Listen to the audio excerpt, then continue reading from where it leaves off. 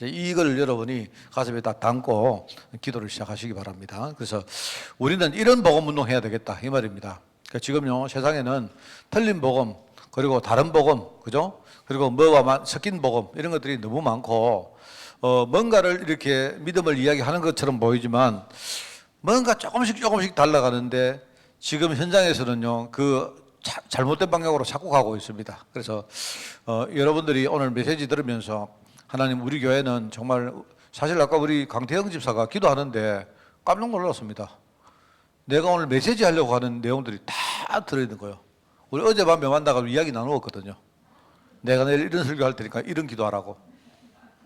그런데 제가 이제 안 짰는데 그죠? 그래서 우리 중심이 하나님 우리 부족하지만 정말 하나님이 정말 원하시던 복음 운동하기를 원합니다. 나는 이게 모든 것이라 생각합니다. 그죠? 그래서 오늘 여기 보니까 이제 하나님의 세 번째 계획 이렇게 나오는데 우선 우리가 이제 전도 현장에 우리가 만날 사람들이 여러분이 전도 현장에 나가면 이제 많은 사람들을 만날 건데요. 몇 가지 특징을 보면 첫째는 다양한 사람들을 만납니다. 그죠?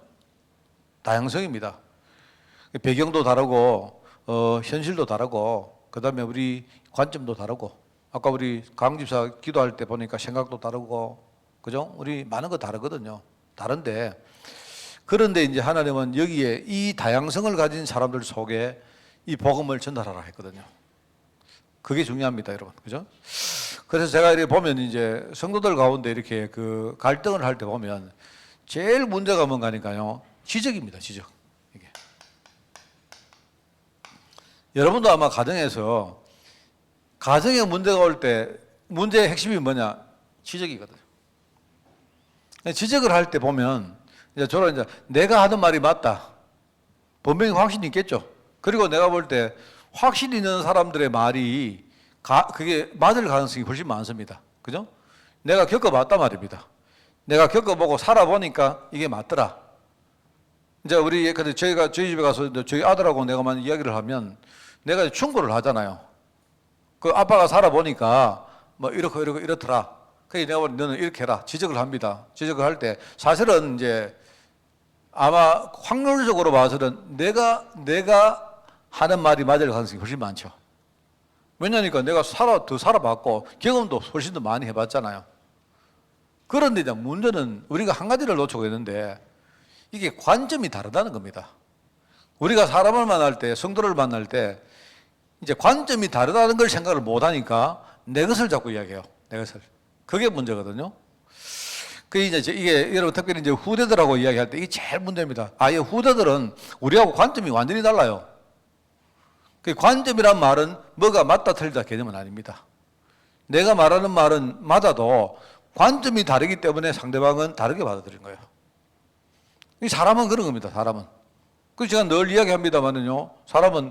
사람이 얼마나 다양한가 하면 내가 예를 들어서 이야기 많이 안 합니까? 내가 만약 여러분에게 오늘 마치고 내가 여러분에게 돈을 10만 원씩 내준다 주면 반응을 보면 굉장히 다르요. 사람들이.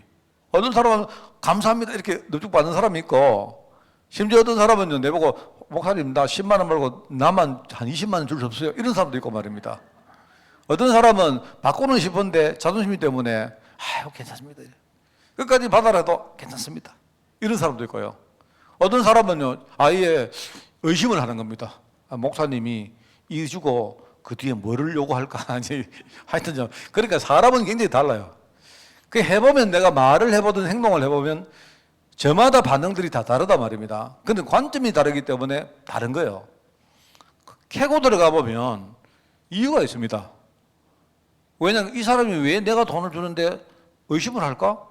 왜냐니까 그런 사람은요 옛날에 누구한테 속았다거나 사기를 당했다거나 믿는 사람에게 그렇게 발등시킨 그런 분명히 경험이 있을 가능성이 많아요. 그러니까 이제 날 보면서도 혹시나 목사님도 이거 받아놓고 나중에 더 큰 거 빼앗아 가지 않을까 이런 겁니다. 그러니까 이제 이 다양성을 가진 사람을 우리가 만날 거다. 그래서 내가 볼 때는 이런 사람들을 만날 것이기 때문에 우리는 일단 사람들을 수용해야 됩니다. 수용을 하고 수용을 하면서 뭡니까? 우리가 증거할 거는요, 오로지 복음. 공통될 수 있는 복음이죠. 전부 다 사람들을 다 품을 수 있는 게 복음이거든요. 그러니까 여러분이 복음만 전해야 돼요. 복음만 전하면서 사람은 무조건 수용한다. 이런 마음이면 괜찮아요.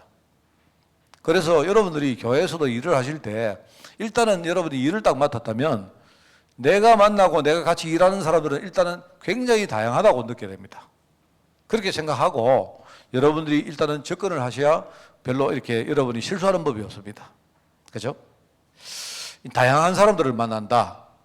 그리고 이제 두 번째는요, 이런 사람들이 영적 문제 때문에 굉장히 시달립니다.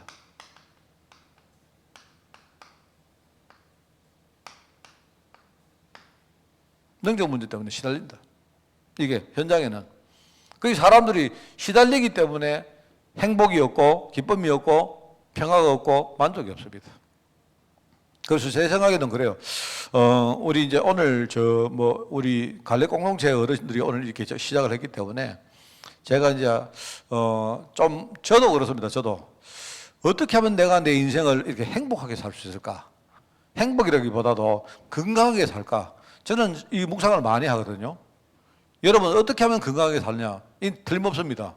여러분이 건강하게 사는 방법이 몇 가지 있어요. 제가 써보면 첫째는 일단 이건 틀림없습니다. 만족해야 돼요. 만족. 이 만족이란 말은 그죠? 만족이란 말은 내가 안 되는 거는 내가 그렇게 우리가 뭡니까? 집착하지 않는다는 말입니다. 여러분이 딱 생각해보면 알잖아요. 안 그렇습니까? 내가 조그만한 거 가지고 만족하라 이런 뜻보다도 그죠? 여러분이 판단을 딱 해보면 내가 할 수 있는 부분이 있고 내가 할 수 없는 부분이 있어요. 그러면 인생을 살아본 많은 사람들은 경험상 그죠? 아, 이거는 내가 해봤다. 안 되더라. 그런데 우리가 이제 그것 가지고 집착을 하고 자꾸 마음이 막 급해지면요. 그러면 결국은 나만 이상해져요. 그게요, 건강에 정말 안 좋습니다. 아까 말했지만, 다른 사람이, 여러분, 만약 우리 남정관님이 오늘 밭을 샀다. 감사하죠. 감사하지 않습니까? 이래야죠. 안 그렇습니까? 남정관님이 밭 샀는데, 나 배 아파. 이러면요. 내한테 하나도 좋을 거 없는 거예요. 네. 여러분이 그렇게 해야 됩니다. 그렇게 하면서 이렇게 이제 마음이 우리가 자꾸 넓어져야 돼요. 그러면 이게 된다는 말은 내가 건강해지고 있다는 말이거든요. 그래서 여러분 만족을 배워야 돼요. 연세가 들면 들수록 만족을 배우지 않으면 자꾸 힘들어집니다. 왜냐하면 사람은 사이클 이야기 했지 않습니까? 사이클이 이렇다니까요. 이렇게. 이 사람은 어떻게 해요? 이게요. 이 한계란 게 한계가 있습니다. 항상. 우리가 막 힘을 다하고 뭘 한다고 계속 이 사이클이 올라가지 않아요. 사람은 인력도 그렇고 우리 에너지 자체가 한계가 있기 때문에 어느 순간이 되면 내려옵니다. 그런데 우리가 이렇게 좀 이렇게 올라갈 때는 그래도 우리가 욕심도 좀 부리고 이렇게 뭐 자극도 받고 그죠? 힘도 내보고 으쌰 해보고 이렇게 하는 것도 좋지만 어느 순간이 되어지면 그때는요 내려오기 때문에 이게 당연하기 때문에 만족을 배우지 않으면 힘들어져요. 자꾸 우리가 올라갈 것이라고 생각하고 자꾸 그렇게 힘을 내면요 나만 힘들어집니다. 이게 참 중요해요. 그래서 저는 그렇습니다. 저는 이게 제 이야기를 안 했습니까? 이렇게 보면서 하여튼 그렇습니다. 내가 있는 현장, 내가 살고 있는 여러 가지 현실들, 조건들 이런 것들을 그냥 있는 그대로 그게 받아들이면 제일 그게 지혜로운 사람이에요. 그렇지 않습니까? 거기 내가 늘 말하지만 목사님들이 딱 만나면 목사님들이 희한하면 목사님들은요 만나서 대화할 때 모르는 목사님을 딱 만나면 제일 첫 번째 묻는 답이 있습니다. 교회 성도들 몇 분 나오십니까? 이래요. 목사님들은 그게 굉장히 왜 그런가 하는 이유가요. 예를 들어 대형교회, 중형교회, 소형교회, 자립교회, 미자립교회 막 이런 식으로 목사님들이 스스로가 계급을 막 정해요. 계급을 정한다니까요. 그래서 이제 물어보는 게, 저 교회는 도대체 성도가 몇 명이나 될까? 이런 묻습니다. 그래서 성도 요새 출석 인원 몇 명입니까? 이런 걸 노골적으로 물어요. 그래 묻는데 저는 어떻게 대답하느냐? 저 잘 모릅니다. 잘 모르거든요. 왜 모르는가 하면 제가 왜 모르는가 하면요. 우리 성도들은 특징이 교회를 안 와도 저한테 이야기 안 해요. 오늘 나왔는지 안 나왔는지 계속 나오는지 계속 안 나오는지 떠났는지 안 떠났는지 그것도 잘 몰라요. 그리고 저는 솔직히 말하면 모르기를 원합니다. 왜요? 내가 힘들어지게 돼요. 내가 힘들어요. 우리 교회 떠나는 사람들 많거든요. 그 떠났는데 이 떠난 사람들의 특징이 뭐냐니까 내가 떠난 사람들 가운데 10분의 1도 안 돼요. 내한테 이야기하고 떠난 사람은 10분의 1도 안 돼요. 한참 후에 알아요, 제가. 그래, 한참 후에 아는데 참 감사하다. 만약에 떠나겠습니다 하면 내가 또 이렇게 집착하면서 왜 떠나니? 떠나지 마라. 내가 잘해줄게. 이거 하기 싫거든요. 네. 물론 여러분 뭐 관리하고 우리가 돌아본다는 말은 의미가 있지만 이게요 어렵습니다. 이게 내가 볼 때 이게 목사를 완전히 죽이는 큰 말하자면 이게 질병이구나. 저는 그런 느낍니다. 내가 두고 버리면 안 되지 않습니까? 그죠? 그래서 사실 솔직히 그렇습니다. 어떨 때는요 성도들 가운데 이제 목사님 제가 목사님께 오늘 보고를 드리는데 이러면서 이야기합니다. 근데 듣기 싫을 때가 많아요. 이야기하지 말지.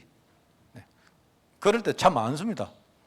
저는 뭐냐니까 우리가 건강하게 첫 번째 배워야 될 게 만족이다. 그리고 만족이다 이 말은요 뭐 여러분이 욕심 내지 마라 이런 뜻보다도 내 처해진 현실을 정확하게 여러분이 알아라 이 뜻입니다. 그죠? 그래서 내가 힘이 지금 좀 빠져가고 있는데 내가 막 계속 막 힘들다고 힘쓰면요 그 사람 건강 다 버립니다. 여러분 만족해라 이 뜻이고요. 그 다음에 둘째는 함께 할 줄 알아야 합니다. 함께. 이게 중요해요. 함께.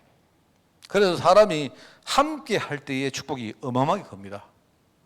여러분, 그 교회가 굉장히 좀 소중한 것 중에 하나가 이게요, 공동체라는 말이에요, 공동체.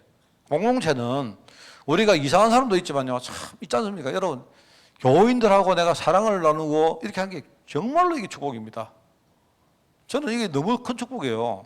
그렇지 않습니까? 그죠? 내가 함께 할 수 있는 공동체가 있다는 사실. 왜냐하면 사람이 어떤 상황이 되어지면요, 내가 함께 할 수 있는 대상들이 없어질 때가 와요.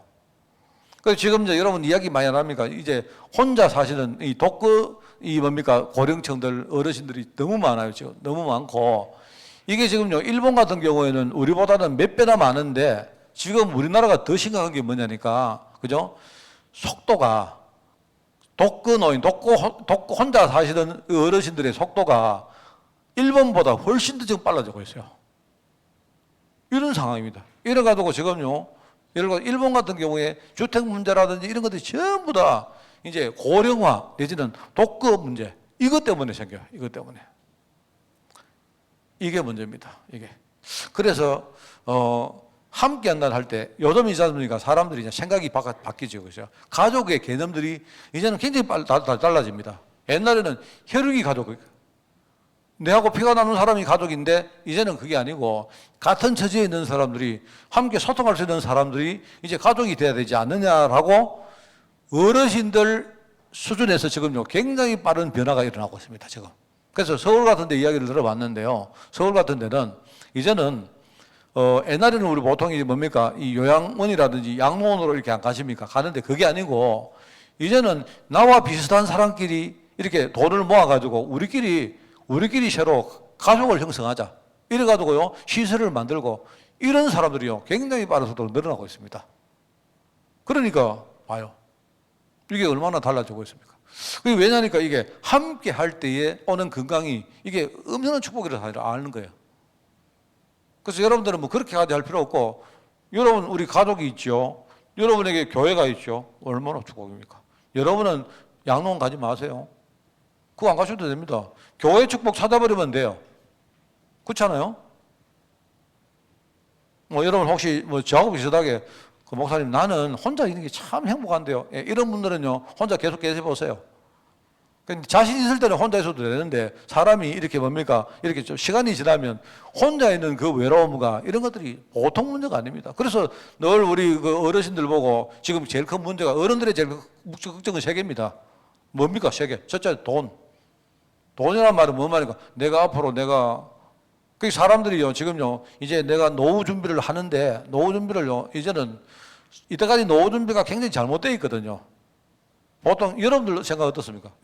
여러분들 생각이, 노후 준비 이러면 내가 한 40, 50까지 열심히 일해가지고, 그거 모아가지고, 그 다음에 내가 몇십 년 먹고 산다. 이런데, 보통 사람들 생각은요, 몇십 년이 아니고, 내가 은퇴하면 한 20년 정도 먹고 살 돈이면 됐다. 이렇게 생각해요. 아닙니다. 그러면 좋은데 우리 지금요 수명이 엄청나게 빠른 속도로 수명이 늘어난다니까요. 100세 시대 안 합니까 지금. 그래 100살까지 산다고 생각하고 준비해야 된다 이 말입니다. 그래서 의사가 나와서 이야기하는데 만약에 당신이 60이 넘었거든. 당신 나이가 오늘 60이 넘었거든. 100살까지 살 가능성이 훨씬 많다고 그래 이해하면 된다. 왜냐하면 60대기 전에 이제 문제가 와가지고 병이 걸리고 이런 사람들은요, 이제 뭐 문제가 오지만 일단 내가 60이 됐다는 말은요, 내가 클라이막스에, 그죠? 전성기를 이제 다 살고 이제 은퇴하는 기기로 들어간단 말입니다. 근데 60까지 병도 없고 아무 문제 없다 이러면요, 그 사람은 대략 한 80대, 90대, 100까지 간다는 말입니다. 그 저는 예를 가지고요, 저는 한 50대 몸 되게 아팠어요. 저 60이 이제 됐는데 저 지금요 그때보다 훨씬 건강하거든요. 아, 나도 그러면 한 100살까지 사는가? 그 말이 일리가 있는 말입니다. 그 아까 보니까 오늘 우리 랩런트 둘이가 와가지고 내한테 이러더라고요. 내한테 목사님 100살까지 우리 교회 목회하셔야 된다고. 왜 그런가 하니까 저거가 가서 애 낳아가지고 보내겠대요. 이제 걔들 말은 우리 교회를 이제 떠날 수 있다는 말인데. 이제 진학도 하고 이런데 자기들이 우리 교회를 살리는 방법이 자기들이 애를 열심히 낳아가지고 우리 교회 보낼 테니까 대신에 목사님 100살까지 목회하셔야 됩니다. 이라는 거예요. 웃자고 했는 말입니다만은요. 함께하는 축복이 대단하다. 이거 아셔야 되고 그리고 이제 세 번째는 이게요. 자아실현입니다. 이게 이제 자아실현하니까 뭐 거창한 말 같은데 쉽게 말하면 내가 가치 있는 사람이구나. 이걸 아는 거예요. 내가 볼 때 여러분이 이제 건강하게 사시려고 하면요. 요 세 가지입니다. 자아 실현하는데 제일 우리가 세상에서 말하는 제일 좋은 게 뭔지 아세요? 일입니다. 일. 직업입니다. 직업. 내가 하는 일이 있으면 우리가 사람이요. 일터로 갔다가 하는 일이 있으면 나도 뭔가 세상 살면서 의미 있게 살고 있구나. 라는 거예요. 사람들이 하루 일을 끝나고 이제 집으로 돌아갈 때에 아이고 보람찬 하루를 살았구나. 나도 이렇게 나이는 들었지만은 그러나 그래도 내가 뭔가 해야 될 일이 있구나. 의미가 있구나. 나도 뭔가 사회에 기여를 하는구나. 이런 의미에서 자아 실현이거든요. 뭐 이 자아 실현하니까 여러분 보고 어디 가가지고요. 뭐 돌을 닦아가지고 터득하라 뭐 그런 뜻이 아니고 내가 지금 의미 있는 인생을 그래도 살고 있구나라고 느끼는 거예요. 그래 느끼는데 세상에서는 그래서 여러분이 평생 동안 직업을 가지고 일을 하시다가, 그죠? 그렇게 살아야 된다. 이렇게 말하지만 내가 볼 때 그거보다 더 큰 자아 실현 수단이 있습니다. 뭔지 아세요? 전도입니다. 전도. 전도 해봤습니까? 전도를 하면, 내가 볼 때 전도를 하면요. 이거는 그냥 내 인생이 의미 있구나 정도가 아니에요. 그러니까 이렇게 사시기 바랍니다. 이게 얼마나 저는 소중한지 모르죠. 지금 세상에는요, 사람들이 시달리고 있습니다. 평안이 없어요. 기쁨이 없습니다. 전혀 행복하지 않아요. 사람들에게 물어보세요. 물어보면 말을 안 해서 그렇지 진짜 속마음은 죽지 못해 사는 사람들이 대다수입니다. 그 말은 뭐 죽지 못해 산다는 말은요, 지금 살고는 있는데 지옥같이 산다는 말입니다. 사람들에게 물어보면요, 죽으면 예수 안 믿고 죽으면 지옥 갑니다. 대다수 사람들은요, 믿지도 안 하고 관심도 없어요. 어떤 사람은 내놔놓고 그런 이야기 합니다. 지금 내가 죽을 판인데 내가 지옥 같은데 뭘 내가 죽어서 지옥 가는 거, 그거 관심 없습니다. 이래요. 맞아요, 그게. 이 사람들이 이렇게 산단 말입니다, 지금. 근데 여러분들이 복음 안에는 뭐가 있는가 하니까 만족이 있죠. 만족이란 말 아까 이야기했죠. 정확하게 나를 본다는 말입니다. 정확하게. 그죠? 정확하게 본다는 말이죠. 그래서 제가 지난주에도 이야기를 했는데요. 사람은 보통 이제 직업을 여러분들이 바꿔야 돼요. 직업을.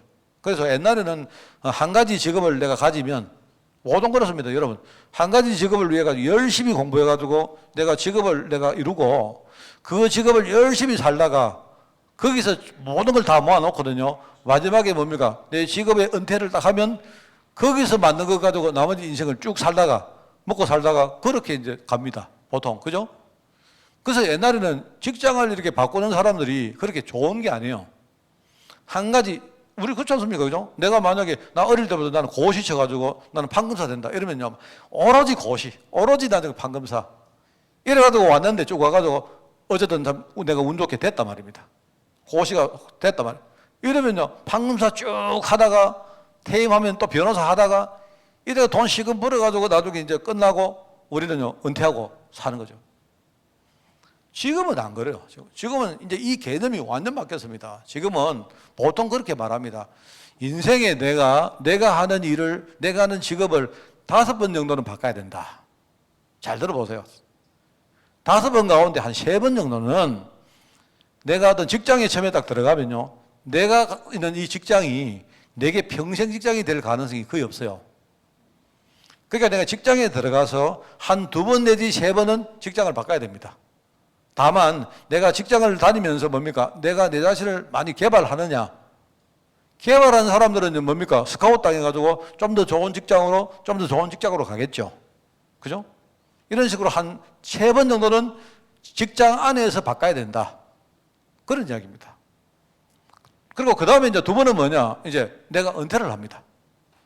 보통 사람들 옛날에는 은퇴하면, 이제 나 끝났다. 이제 나 편히 먹고 살 거야.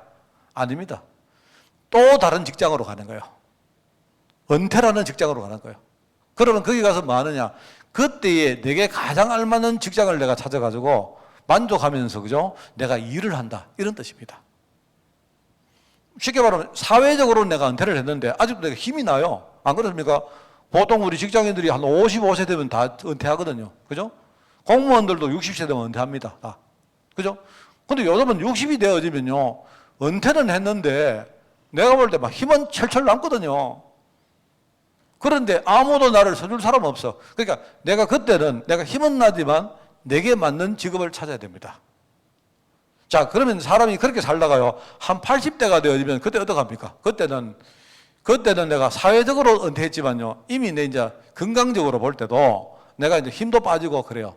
그때는 거기에 맞춰가지고 또 다른 직장으로 가야 돼요. 뭔 말인지 알겠습니까? 이게요, 지금 인생을 살아가는 방식이라고 이야기합니다. 굉장히 저는요, 그 타당하다고 이야기해요.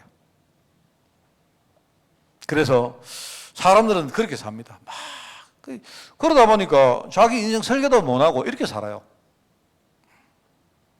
여러분은 정말 여기서 중요한 비밀들을 딱 여러분 진짜 발견하시기 바랍니다. 하시고요. 자, 그리고 이제 3번째는 뭐냐니까, 여러분이 만나는 사람들, 현장에서 만날 사람들인데요, 다양한 사람들이다. 그 다음에 이 사람들이 지금 영적 문제로 시달리고 있다. 그리고 이제 여러분이 현장에 만나면 이 사람 뒤에, 배후에 어마어마한 영적 시스템이 있다. 이 말입니다. 이거는 보여요. 사람을 만나면 이거는 눈에 보입니다. 사람들이 아주 저 사람은 다양한 사람들이구나 보이고, 이 사람들이 지금 방황하고 있구나 보입니다. 보이는데 이거는 안 보여. 영적 시스템이 뭡니까? 이 사람들 배후에 지금요, 완전 불신앙과 흑암이 딱 지나치고 있어요. 이거는요, 웬만한 사람 눈에는 안 보입니다. 여러분이 사람을 딱 만나면 이 사람 뒤에는, 이 사람 가문 뒤에는 분명히 우리가 잘 모르는 어떤 영적인 시스템이 있다고 생각해야 됩니다. 그렇습니다.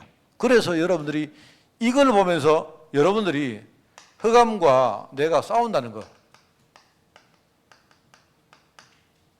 여러분들이 현장 가서 내가 흑암을 꺾지 않고는요, 절대로 사람을 못 살리게 되어 있습니다.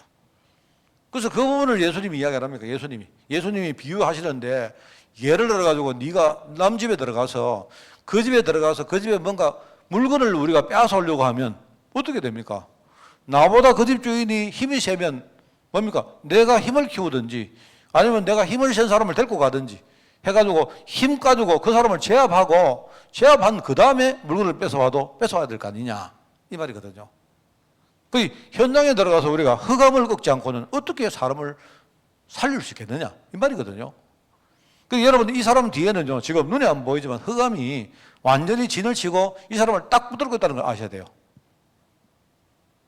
그래서 여러분들은 지금요, 지렛대라는 게 있어요. 지렛대. 제가 이제 한국말로 썼습니다. 요새 젊은 사람들 세상에서는 레버리지라고 많이 쓰죠.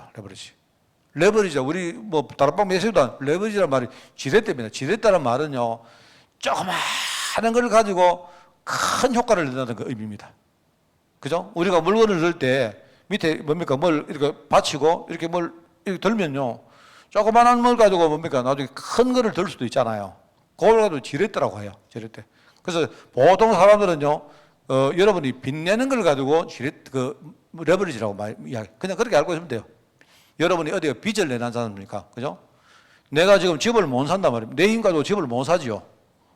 내 힘 가지고 집을 살려고 하니까 전혀 지금은 난 그런 능력이 안 된단 말입니다. 그런데 금융기관 가가지고 여러분이 빚을 내는 거예요.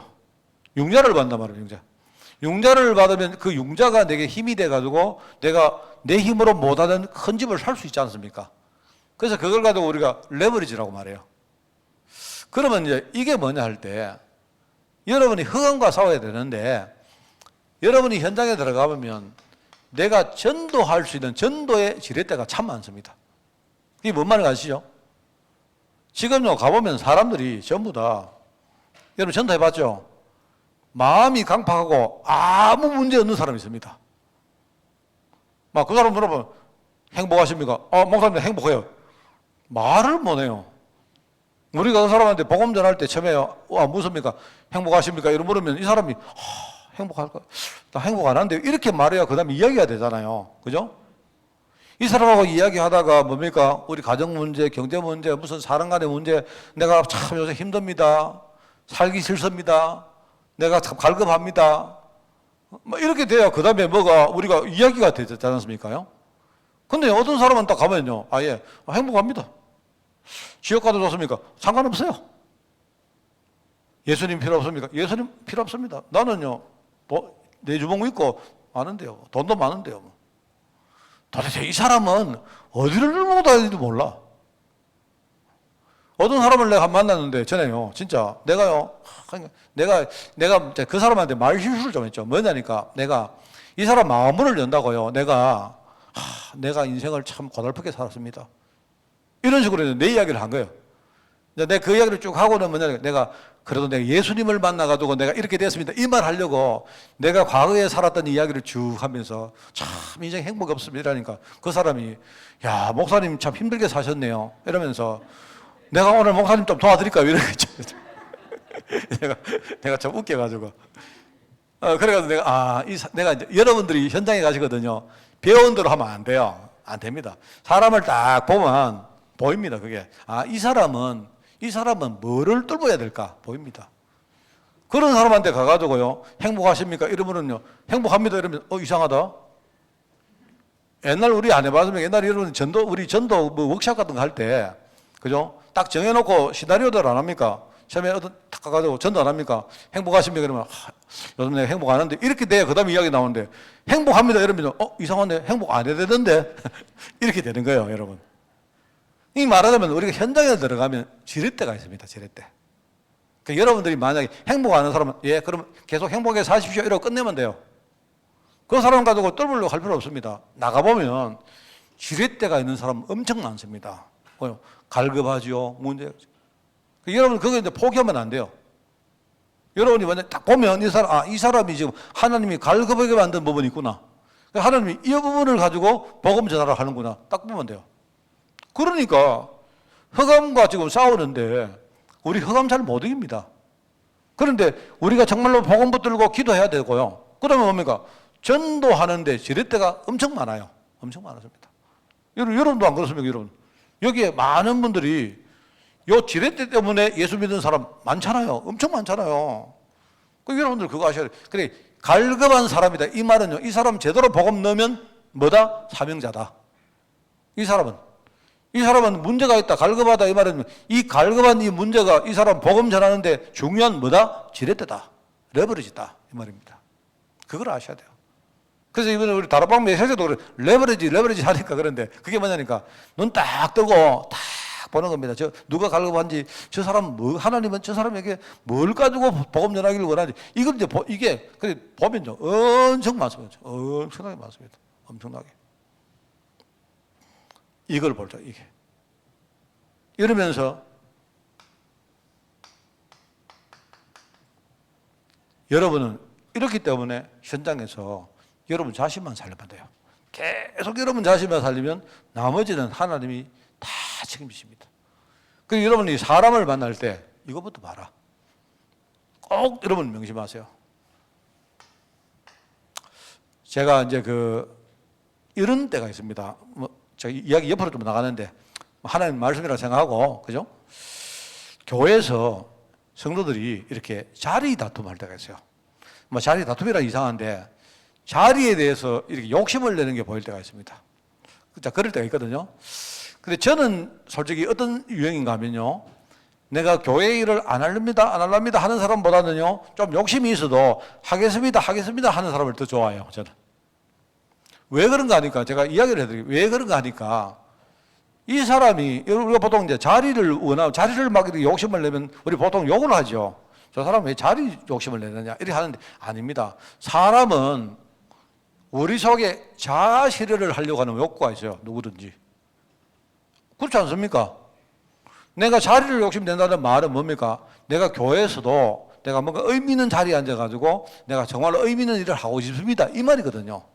내가 볼 때는 그거는 나쁜 게 아니고 참 좋은 겁니다, 그거는. 좋은 건데, 이제 여러분이 오해를 하시면 안 되는 게 뭐냐니까, 나는 그거 보는 눈이 있어요.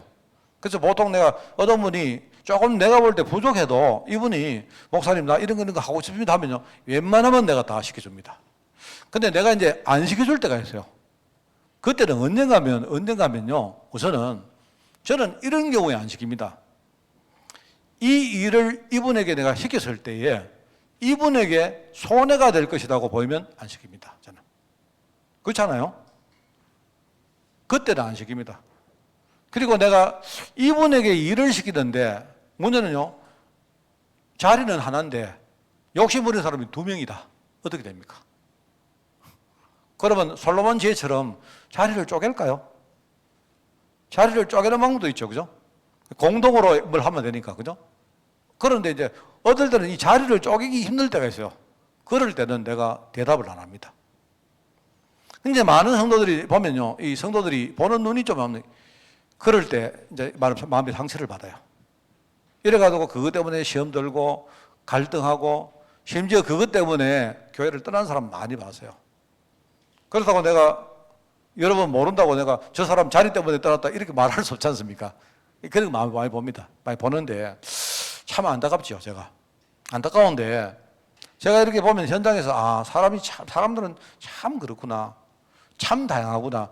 내가 어떤 마음을 가지고 이렇게 해도 그 사람이 보는 관점이 내하고 참 뭔가 다르구나. 이런 걸 많이 느끼고요. 그리고 저분이 지금 뭔가 그래도 뭔가 마음속에는 뭔가 이렇게 시달리기 때문에 뭔가 내가 이 자리를 통해서든 뭘 해도 내가 하나님 앞에 서임받는 이런 부분을 참 본능적으로 많이 원하시는구나, 이런 걸 느끼기도 하고요. 그렇습니다.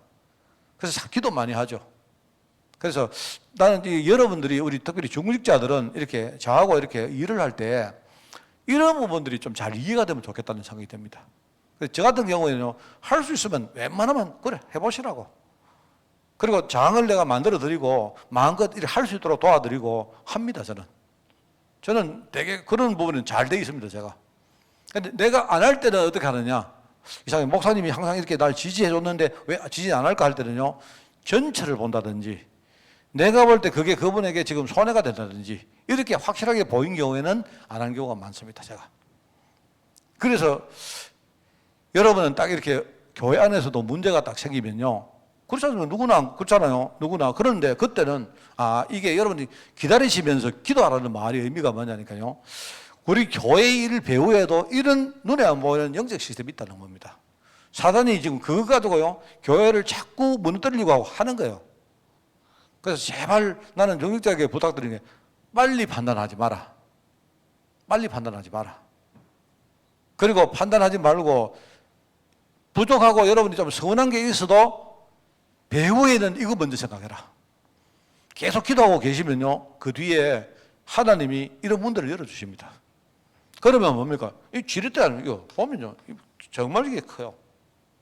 이러면서 여러분 자신을 먼저 살리고 계시면 다 되게 되겠습니다. 저는 그렇게 일을 합니다. 여러분, 제 중심에 있는 이야기를 하니까 저는요, 교회 일을 할 때 그렇게 합니다. 그래서 이런 말들을 내가 이제 이렇게 설명을 할 수는 없을 때가 많거든요. 그 설명을 안 할 따름이지 그죠? 저는 그런 마음 가지고 이렇게 합니다. 물론 내가 실수하고 내가 부족할 때도 있지만 나는 여러분들이 저하고 그런 게 소통되면 좋겠다 하는 생각이 들고요. 자, 그래서 이제 뭐 이야기가 좀 길었습니다만은요. 오늘 이제 복음 현장을 할 때 하나님의 세 번째 계획이 뭐냐? 하나님은 현장에서 흑암 권세를 완전히 끊고 우리가 승리하는 것이다. 첫 번째 계획이 뭐라고요? 하나님은 나를 살리는 거다. 거기 복음 개인화 이야기했습니다. 두 번째 계획이 뭐다? 하나님은 나를 살리기 위해서 뭡니까? 나 같은 사람들을 통해서 공동체를 만들기를 원한다. 그게 교회라는 겁니다. 세 번째는 뭐냐? 현장에서 흑암 이기기를 원한다. 이게 하나님의, 왜 그렇습니까? 이 존재는요, 우리를 완전히 속입니다. 그래서 하나님의 언약을 훔쳐가는 존재다. 고린도후서 11장 14절. 요게 광명의 천사처럼 요게 막 그렇게 활동합니다. 미혹합니다.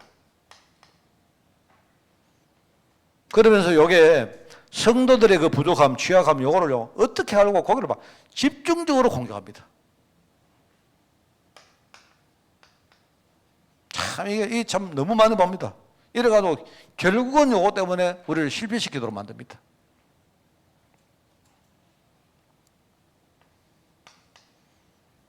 미혹하고 공격하는 것은 중간 수단에 불과해요.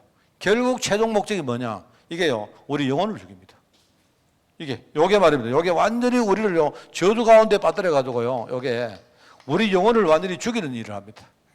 그래서 이걸 가지고 언약을 빼앗아간다고 요게 강도입니다, 강도. 성경에 표현하는 게 요게 강도다, 강도. 담 넘어오는 거 전부 다 그 강도다. 예수님 하는 말이죠. 요거 말하거든요. 그러니까 주인은 문으로 들어오지 담 넘어왔다 이 말은 그거는 도둑놈이다 강도다 이 말입니다.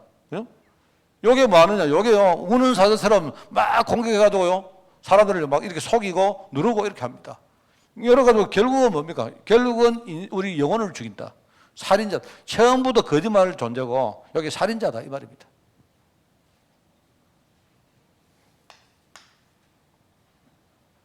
그래서 우리가 전도를 가지고 복음 현장화를 반드시 이루어야 될 이유가 뭐냐? 이유가 있습니다. 이유, 그죠?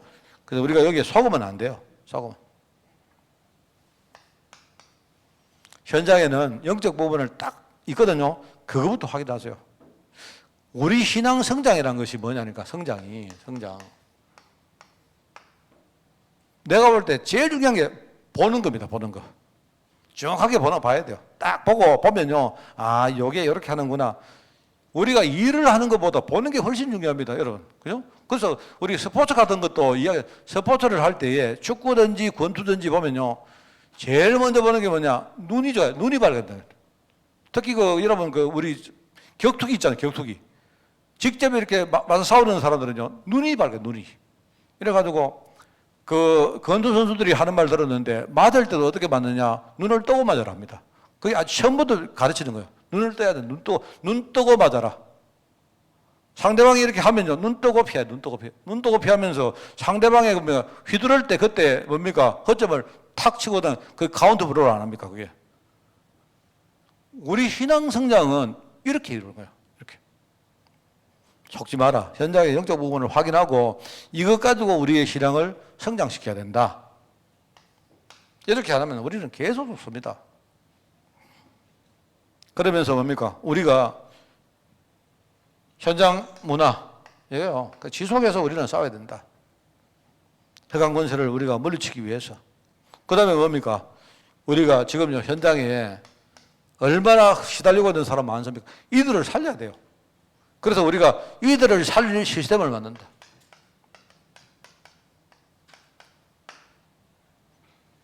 그러니까 내가 시스템이에요. 여러분 자신이 시스템입니다. 내가 가진 믿음이 시스템을 안 합니까? 그리고 뭡니까? 내가 함께 이렇게 하늘과 있는 사람들과의 어떤 뭡니까? 공동체가 시스템입니다. 시스템. 이것만 되어 있으면 나중에 안 되는 것처럼 보이지만 쉽게 됩니다. 굉장히 쉽게 됩니다. 되게 되어 있습니다. 이게 우리가 현장화해야 될 이유다. 우리가 그래서 여기에서 우리가 받을 절대적 응답이 뭐다? 항상 우리가 절대란 말을 쓴다. 그죠? 그래서 여러분 메시지를 잘 기억하시기 바랍니다. 절대제자. 그냥 제자가 아니고 절대 제자.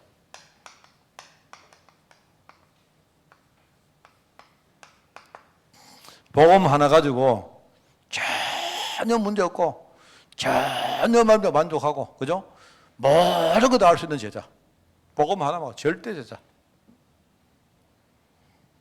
그리고 하나님이 내게 맡긴 현장, 절대 현장.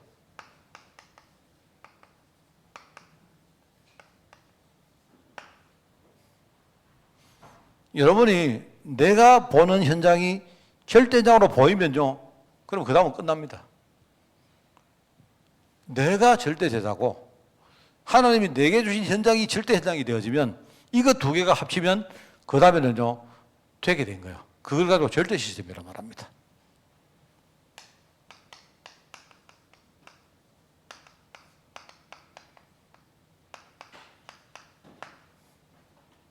우리가 받을 절대적 응답이다.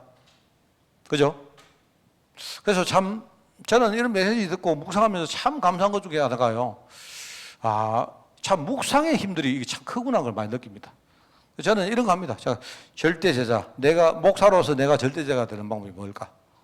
그러면 여러분 있지 않습니까? 내가 하루아침에 절대 제자는 안 되겠지만 이제 내가 복음을 자꾸 누리니까 자꾸 자신감도 생기고 미래도 보여지고 옛날에 이렇게 내가 묶였던 부분들이 상당수 내가 풀려집니다. 지금.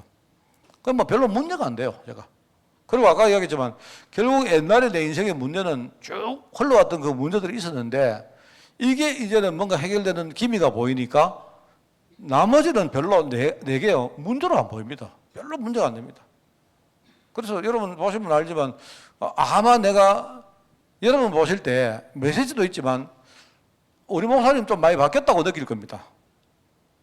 나 그게 정상이라고 생각합니다. 왜 그런가 하니까 내가 계속 내가 복음을 누리는데 옛날에 내게 문제가 됐던 것들 상당수가 이제 문제가 안 돼요. 별로 문제가 안 됩니다. 물론 그 문제가 없어졌느냐, 그게 있어도 별로 내게 문제가 안 돼요. 왜냐하면 늘 있었던 일인데. 옛날에 있었던 일인데 그게 내가 힘들었는데 지금은요, 뭐 어차피 있을 거니까 상관없어요. 이게 뭐냐니까 내가 절대 제자가 된다는 증거 아니겠습니까? 조금씩 복음 개인화가 되어진다는 증거겠죠, 이게. 그죠? 그러면 어떻게 되느냐? 하나님이 내게 주신 현장, 내 인생 전체가 절대 현장으로 보이는 거예요. 옛날엔 내가 말입니다. 취선택해가지고, 나는 이거 싫습니다, 하나님. 이거 좋습니다. 뭐 이런 식이었는데, 지금은 안 그렇죠. 하나님이 내게 맡긴 교회, 내게 맡긴 가정, 내게 맡긴 사람들. 별로 저는요, 거기에 대해가지고, 뭐 별로 이의가 없습니다. 만약에 내가 이의가 있었다면요, 하나님, 나도 유광수 목사님보다 더 잘할 수 싶은데, 사실 안 그렇습니까? 뭐, 내라고 유광수 목사님보다 더 못하는 법이 어디 있습니까? 안 그래요?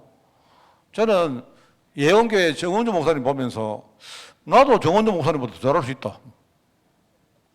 방법이 있습니다. 뭔지 아세요? 정원주 목사님 교회를 가니까요, 성도들이 무조건 아멘이에요. 무조건 아멘. 무조건 아멘. 내가 정원주 목사님보다 더 잘할 수 있는 방법이 뭐가 있냐? 무조건 아멘 하는 성도를 더 많이 만나면 돼요. 이해가 갑니까? 그렇지 않습니까? 내가 막 무슨 일을 이야기해도 다 아멘 하면요. 그럼 너무 쉽죠. 안 그렇습니까? 이해 잘 안 가시는 모양이네. 내 능력을 말하는 게 아니고, 만약에 내가 정말로 저런 제자들을 만나버리면, 뭐, 그때는 내 능력이 문제가 아니잖아요. 안 그렇습니까? 그렇잖아요? 나는 유 목사님 만나보면 유 목사님 이상합니다. 유 목사님요, 사람요, 많이 좀 이렇게 떨어지는 부분 정말 많아요. 이게 많은데, 어떨 때는 저분이 참 이상하다. 우리 저런 성격 가지고 여기까지 왔을까? 이러 싶은데요. 그래서 내가 볼 때 딱 방법은 딱 이거 하나, 이 뭐냐니까 이거요. 하나님이 아멘 잘하는 사람 더 많이 만나는 거예요. 내가 볼 때. 그래서 내가 그걸 본 겁니다. 그렇구나. 우리란 사람이 내가 내 능력 가지고 뭐 하는 게 아니구나. 아니고 하나님이 축복의 사람을 내게 더 많이 만나게 하시면 되는 겁니다. 여러분 안 그렇습니까? 그거 알고 나니까 다 아무거나 문제 안 돼요. 내가 잘할 생각도 없고 내가 여러분 아무리 잘해도 여러분이 아멘 안 하는데 뭐 어떡하겠습니까? 내가 안 그래요? 여러분 이 말을 이해하셔야 됩니다. 정말 유목사님 교회 가보면요, 유목사 헛소리 하는데 아멘 한다니까. 내가 볼 때 말도 안 되는 소리를 하는데 유목사님 말도 안 되는 소리 하는데 아멘 해요. 그러니까 그게 내하고 다른 거예요. 그게. 그러면 나는 내가 유목사님보다 더 할 수 있는데 이렇게 계속 해봤자 누가 죽습니까? 누가 죽는다고요? 1번 유목사가 죽는다. 2번 정목사가 죽는다. 3번 뭡니까? 마지막에 뭡니까? 남목사가 죽는다. 4번은 뭡니까? 박목사가 죽는다. 내가 죽는 거예요. 내가. 그런 거 아닙니까? 그게 내가 현장에 대해서 안달할 필요가 없는 거예요. 하나님이 내게 제일 좋은 현장을 주신 겁니다. 내게 제일 맞는 옷을 하나님 내게 입혀주신 거예요. 그러면 감사하고, 문제는 뭐냐? 그 현장이 절대 현장으로 보이면 끝나는 거예요. 내가 절대 제자가 되고 절대 현장이 되어지면, 그러면 그다음부터는 일이 된다 이 말입니다. 뭐를 열심히 할 것도 없고 잘할 것도 없습니다. 되게 돼 있어요. 되게. 얼마나 감사합니까? 얼마나 진짜 안 감사합니까? 그죠? 그래 옛날에 우리 이 이야기 했지 않습니까? 목사들이 목회 한 30년 하고 나니까 막 속이 썩어 빠져가지고요. 막 가다가 고목고고 니도 목회했나? 어디 속이 시커멓게 썩어 빠졌나? 나는 안 그렇습니다, 여러분. 나는 갈수록 생생합니다. 지금 속이 뭐 썩어 빠져요. 내가 썩어 빠질 게 뭐 있습니까? 우리 절대 제자 만났는데, 그리고 우리 교회는 절대 현장인데요. 아무 상관없습니다. 그러면 일은 다 되는 거예요. 저는 이렇게 이해합니다. 이 응답을 받아야 된다. 이 응답. 여러분이 일터에 가실 때도 신나야 됩니다. 이거는 나의 절대 현장이다. 하나님이 오늘 어떤 일을 하실까? 이런 거 여러분 막 소망하면서 그죠? 가면요, 날마다 사는 겁니다. 그러면 사업도 더 잘 돼요, 나중에.